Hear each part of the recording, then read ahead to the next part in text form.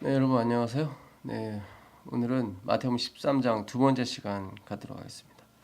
마태복음 13장에는 그 천국에 대한 비유가 아주 많이 나오는 장이었죠. 44절부터 천국의 비유에 대해서 예수님께서 말씀하십니다. 천국은 마치 밭에 감추인 보화와 같으니 사람이 이를 발견한 후 숨겨두고 기뻐하여 돌아가서 자기의 소유를 다 팔아 그 밭을 샀느니라. 또 천국은 마치 좋은 진주 구하는 장사와 같으니 극히 값진 진주 하나를 만남에 가서 자기의 소유를 다 팔아 그 진주를 샀느니라. 그 예수님은 죄인을 구하러 오셨습니다. 근데 이스라엘 백성 유대인들은 자기들은 보상을 받아야 되는 의인들이라고 생각했죠. 그 악인을 멸하고 자기들은 보상을 받는, 그러니까 심판의 하나님을 기다렸습니다. 심판과 보상을. 근데 예수님은 마태복음 9장 13절 14절 보게 되면 나는 의인을 부르러 온 것이 아니라 죄인을 부르러 왔다고 말씀하셨어요. 우리의 심판과 보상은 사실 재림 때 다 이루어집니다.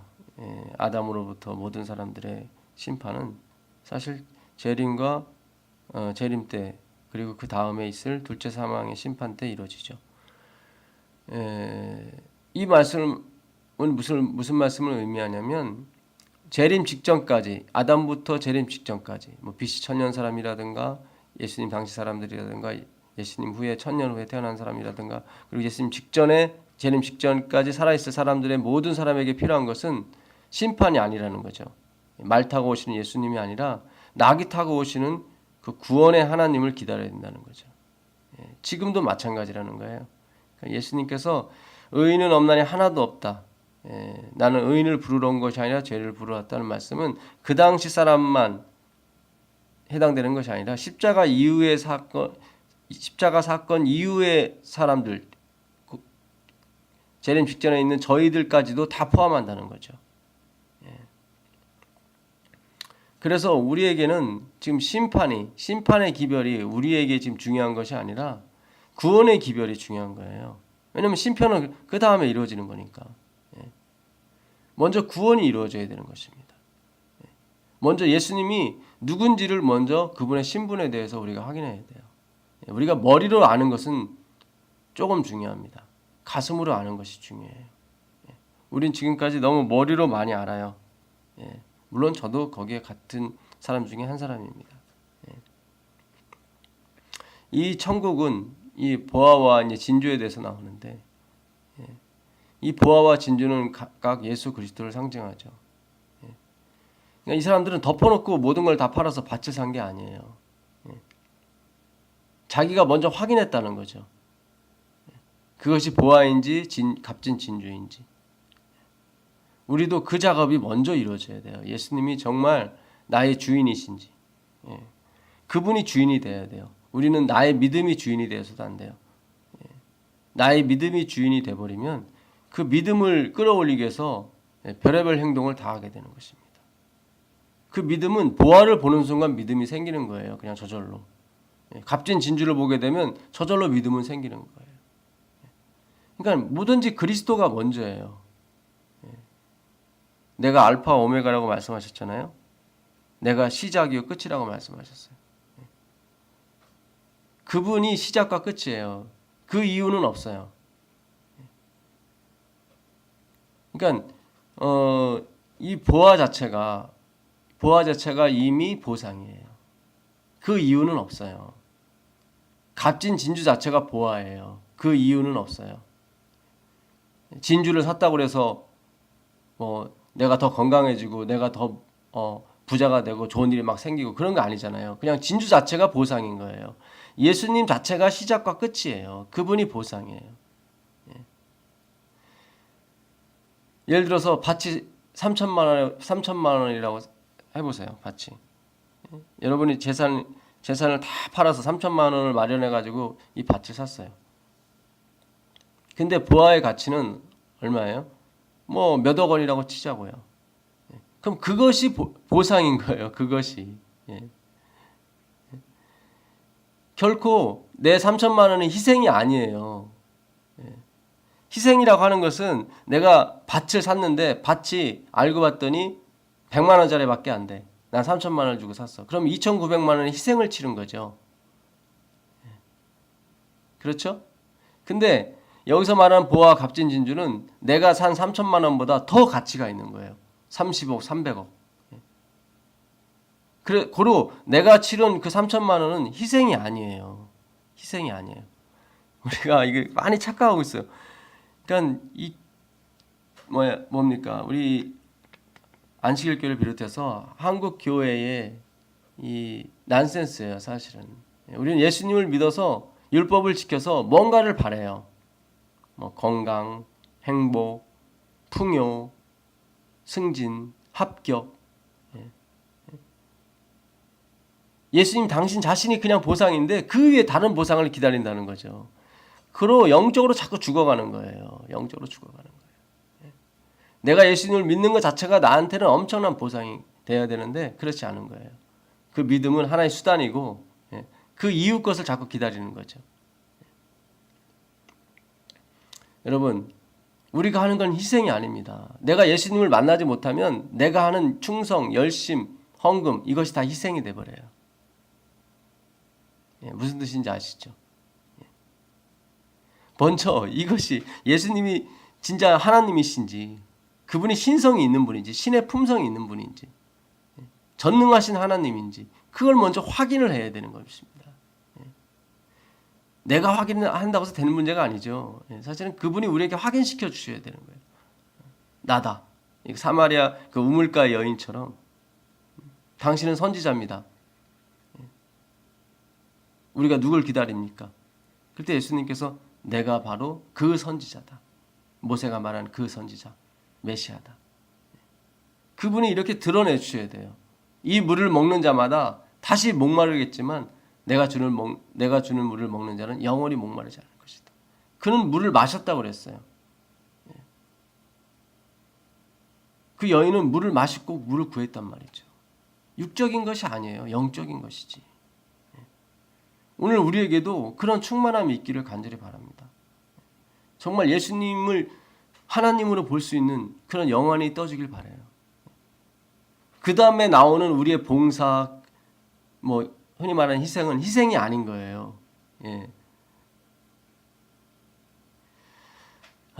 정말 우리가 예수님을 저를 비롯해서 너무 모릅니다, 사실은. 내가 알고 있는 예수님이 예수님이 아니에요. 그분은 엄청난 분이죠. 저는 그분의 그림자의 그림자도 못 본 사람이에요. 그분의 그림자만 봤더라도 저는 아마 놀라 자빠질 거예요. 아마. 정말 어찌 할 수 없을 겁니다. 아마. 그분이 어디 계세요? 성경에 계세요. 성경에. 우리가 이 설교와 이 방송만 들을 것이 아니에요. 여러분 직접 성경을 보셔야 돼요. 또 다른 모습의 예수님이 수만 가지 수천 가지로 성경 속에 묻혀 계십니다. 우린 그분을 개인의 구조로 영접해야 돼요. 우리 모두가 다 구원받는 게 아니라 개인 하나가 구원받는 거예요. 예수님 당신 자신이 보상이라는 거 여러분 잊지 않게 되길 바랍니다. 그 이상도 없고 그 이하도 없습니다. 예수님 당신 자신이 우리에게 엄청난 보상이 됐을 때 여러분 우리에게는 놀라운 일이 벌어져요. 사도행전 2장 42절 볼까요? 이 사람들이 그 성령 충만한 제자들에 의해서 침례를 받죠. 날마다 제자의 수가 3,000이나 더하게 됐어요. 초대교회 부흥의 역사가 이루어지죠. 사도행전 2장 42절 저희가 사도의 가르침을 받아 서로 교제하며 떡을 떼며 기도하기를 전혀 힘쓰니라. 사람마다 두려워하는데 사도들로 인하여 기사와 표적이 많이 나타나니 믿는 사람이 다 함께 있어 모든 물건을 서로 통용하고 또 재산과 소유를 팔아 각 사람의 필요를 따라 나눠주고 날마다 마음을 같이하여 성전에 모이기를 힘쓰고 집에서 떡을 떼며 기쁨과 순전한 마음으로 음식을 먹고 하나님을 찬미하며 또 온 백성에게 칭송을 받으니 주께서 구원하는 사람을 날마다 더하게 하시니라.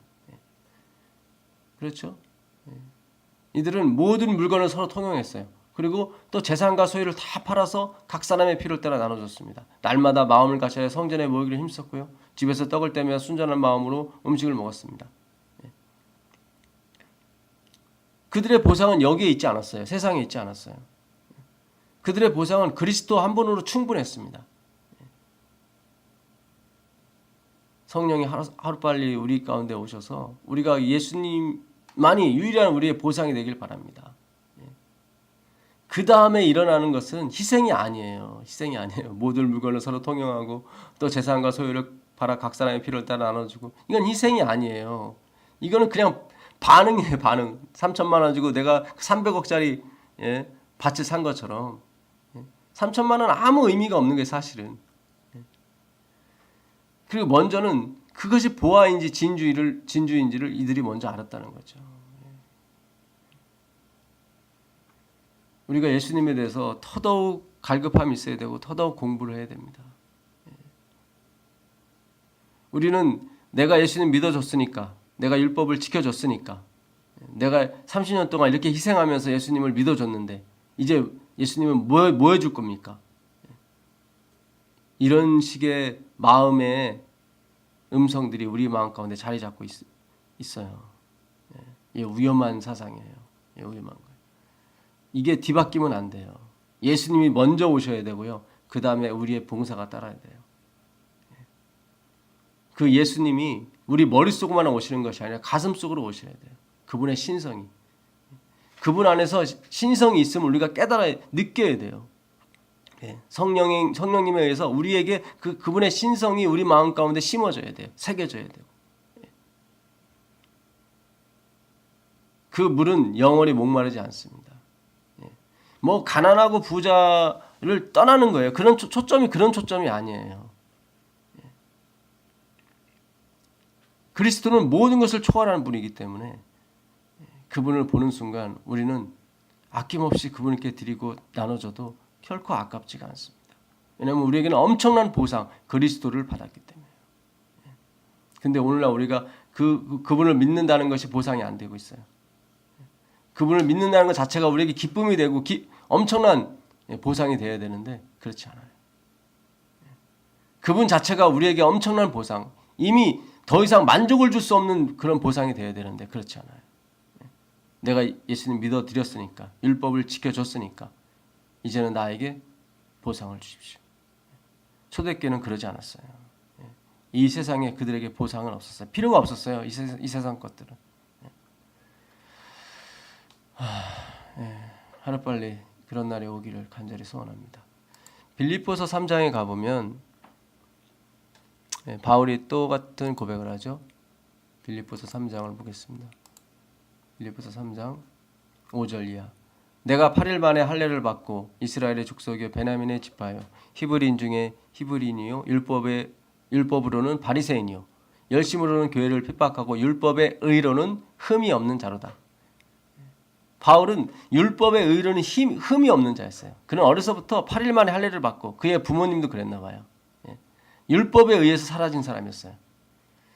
7절. 그러나 무엇이든지 내게 유익하던 것을 내가 그리스도를 위하여 다 해로 여길 뿐더러 또한 모든 것을 해로 여김은 내 주 그리스도 예수를 아는 지식이 가장 고상함을 인함이라. 내가 그를 위하여 모든 것을 잃어버리고 배설물로 여김은 그리스도를 얻고 그 안에서 발견되려 함이니 내가 가진 의는 율법에서 난 것이 아니요 오직 그리스도를 믿음으로 말미암는 것이니 곧 믿음으로 하나님께로 난 의라. 아멘입니다.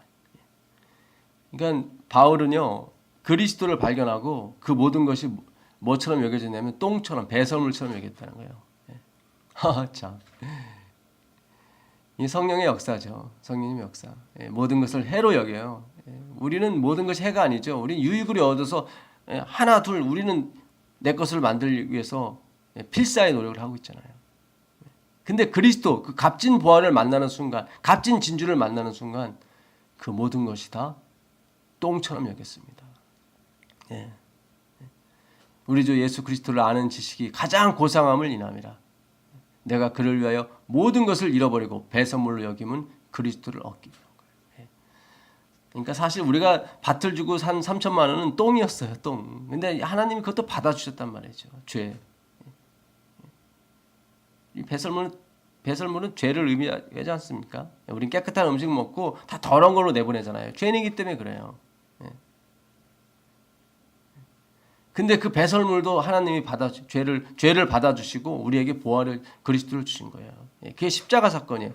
우리가 죄를 하나님께 다 드린 거예요. 다 드린 거예요. 우리의 욕심, 이런 모든 것, 욕망, 세상의 성공, 이런 욕망들을, 이 욕망이 나오는 모든 죄악들을 다 하나님께 드린 거예요. 사실 헌금이 아니에요. 우리의 죄를 드린 거예요. 사실 우리의 욕심을 드린 거예요. 근데 하나님이 그것도 받아주셨어요. 그래서 값없이 주신 거예요. 사실은 값없이 똥 받으시고 배설물 받으시고 우리에게 값진 보화, 값진 진주를 주신 것입니다. 그분이 누구예요? 그리스도예요. 이게 십자가 사건이에요. 그분이 우리의 배설물과 우리의 모든 더러운 것을 값으로 여기시고 우리한테 받으시고, 사실 값이 아니죠. 그거는. 그리고 우리에게 십자가를 주셨습니다. 십자가에 달리신 그리스도. 그분이 유일한 우리의 보상이에요. 바울은 그 그리스도의 의가 너무 감사하고 고마워서 고난 받는 것을 즐거워했죠. 고난, 희생 그런 것들이 그에게는 고난과 희생이 되지 않았어요. 왜냐하면 엄청난 보상 그리스도를 받았기 때문에. 우리에게도 하나님께서 이 그리스도를 선물로 주시길 바라요. 하나님께서 이 십자가에 못 박히신 그리스도를 볼 수 있는 그 눈을 우리에게 주시길 바라요. 그것이 우리의 유일한 소망이 되길 바라요. 골로새서 1장 24절 보겠습니다. 골로새서 1장 24절.